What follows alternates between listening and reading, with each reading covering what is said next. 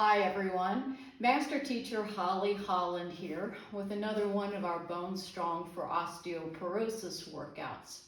May is National Osteoporosis Month in the United States, and so I thought I'd do some workouts this month that really stress one of the vital parts when we're trying to build bone strength, and that's the hip. Okay, so a lot of you seem to really like the resistance band exercises that I showed you previously. So I've just got a medium band here. You could use really whatever works.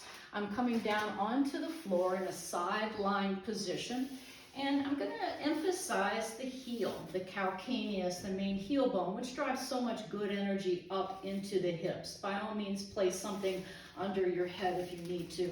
I'm going to wrap my right foot with the band and then just hold on to the sides here.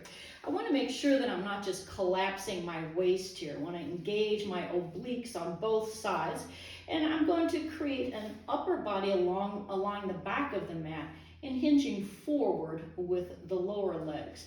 Now you can create as much resistance here as you want. This first position is just to create the stress as you press out through the heel bone and draw it back in. Inhale and exhale, really charging up those abs, and look straight ahead rather than down at your leg, because that can cause your neck to flex. You can feel after you do just a few of these how challenging it is. You want to make sure that you're pressing out through that heel as you're driving into the hip. Look at the difference of that versus just straightening or locking the knee. That's not really muscle or bone building. That's really kind of hanging in the joints. You want to do about 8 to 10 of those, and of course you could do multiple series here. Now this is called side-lying legs from the Pilates repertoire. I want to keep that leg at the height of the hip, and I'm going to be working to stabilize this, making sure that the movement is coming from the hip and not the pelvis, which is higher. So my range of motion could be here, but that would be compressing the pelvis, and I don't want to do that. So I'm going to try to keep that in a contained movement. I'm going to flex the foot as I kick forward, emphasizing the hamstrings, point as I go back, emphasizing the quadricep. You really feel this when you use that resistance band. So much good energy into the hips. I hope that's about 8. And then from there, I'm going to do something called hot potatoes. This is taking the leg bone into both external and internal rotation, which really stimulates the fluids of the bone. I want to make sure that I'm lifting, first in this external rotation, forward and back from the hip, trying to keep the pelvis stable, which is always a challenge for me because I'm fairly hypermobile, right? And for all of us, you could add a little bit of a kickstand here if you need to with your hand. Now let's go into internal rotation. See that that is coming from the femur bone as it drives into the acetabulum, right? That is not the pelvis, which is higher. I want to try to, again, to stabilize that pelvis. Lift from the hip. Really feel that stress.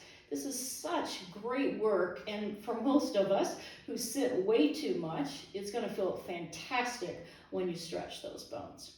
Okay, before we go to the other side, let's do a little transition that specifically addresses your core strength along with the shin bone.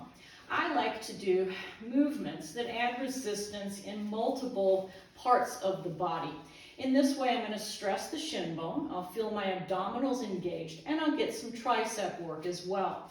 So make sure that you've got neutral spine here, just a small space in the lumbar spine. You're not actively pushing the back down. You're always drawing your abs in. Let's flex both feet. We'll take an inhale. And then as we exhale, we'll pull down, tighten the abs, pressing the shoulder blades down into the mat. Inhale, release. Exhale, breath, like you're fogging a mirror. That's what we emphasize in Pilates, to really let that exhale draw deep into the center of your core. You could do it a little faster, a little pulsing here. As long as the abdominals working with that exhale, you'll be doing some great work for your bones. All right, so I'm going to press myself up onto the side and come to the other side for the same series here. Again, line up your upper body along the back edge. Bring the lower legs forward, from that pivot point at your hip. Lasso that foot nice and fat around the instep. All right, so I'm going to keep my arm long this time. See if I can really work those abdominals here. Just bend and press. If you choke up a little bit more, as I just did there, you'll feel even more resistance. What about that leg that's on the floor? It can be doing some good work for your bones just by pressing down. So in our Bone Strong for Osteoporosis classes, what we're really emphasizing all the time is how many different ways can you use your body for resistance for the bones.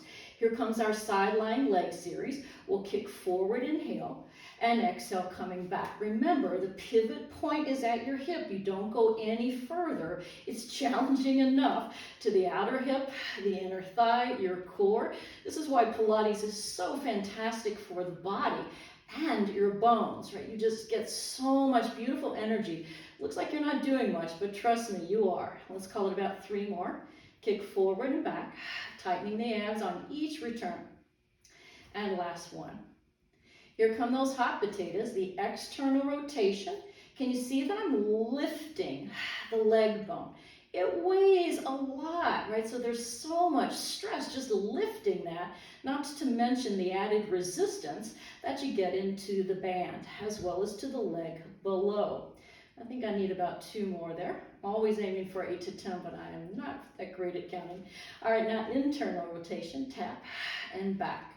You can feel how hard it is to really keep that pelvis stable, not let it dance or go along with the movement of the leg.